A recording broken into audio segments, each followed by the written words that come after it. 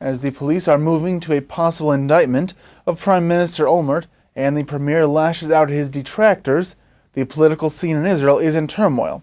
Here to provide analysis is Yoni Kempinski. Shalom, Yoni. Shalom, Aaron. Now, what exactly are the latest charges against the premier? So the charges aren't exactly new, as the investigation has been going on for at least a month, and the state prosecution may combine the newest charges with the Talansky case. What the police are saying is that when Olmert was Minister of Trade, Industry and Labor, and when he was the mayor of Jerusalem, he would request funding from various charitable organizations so he could go on fundraising trips abroad for the tzedakah groups. Now that's kosher. But according to the suspicions, Olmert was already receiving money for these trips already from the government or from a number of organizations at once. Now he would then place the cash he received from charitable organizations in a private fund that was used for Olmert family trips. Now, can you tell us why are the latest charges more serious than previous accusations? Well, Aaron, to a great extent, the current charges are so damaging because if the charges are confirmed, this is no longer a case of personal corruption, political corruption, but of Olmert stealing money from charitable organizations, money which would have gone to the needy, and instead went to use for a family which isn't exactly poor to begin with.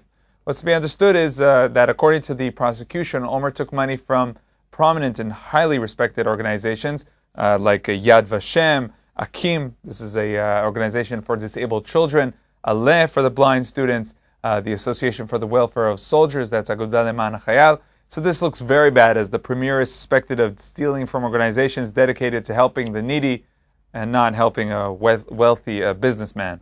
Another very serious issue is that in this case, the police have, if the leaks are accurate, a very strong case against the Prime Minister.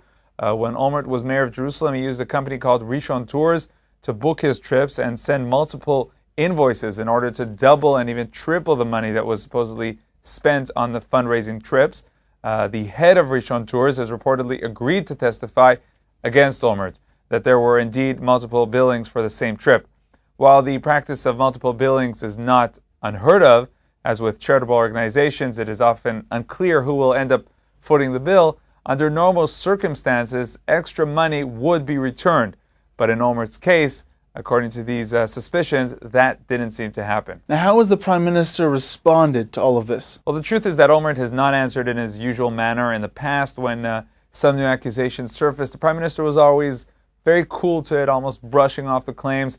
But following the news conference Friday, where the police announced the newest charges, Olmert seemed to take the statements personally, declaring attempts to link the Olmert family to the accusations are despicable and that the police are leaking distorted reports against him.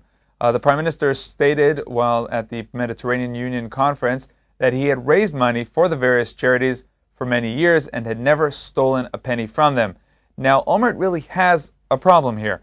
Any response or statement of his can be seen as disturbing the investigation, and that's illegal, while the police, on the other hand, it seems, are publicizing and maybe even leaking information to the media. So what do the new charges mean for Olmert's political future?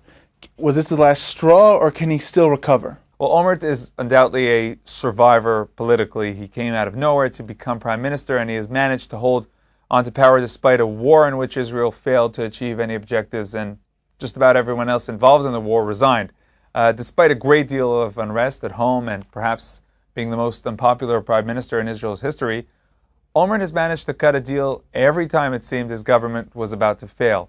What's going to happen now? It seems that this time it may be different. Olmert always had the Kadima party backing him. The difference this time is that other leaders in the party have largely turned against the premier and are planning their own campaigns to take power in internal Kadima elections to be held this September.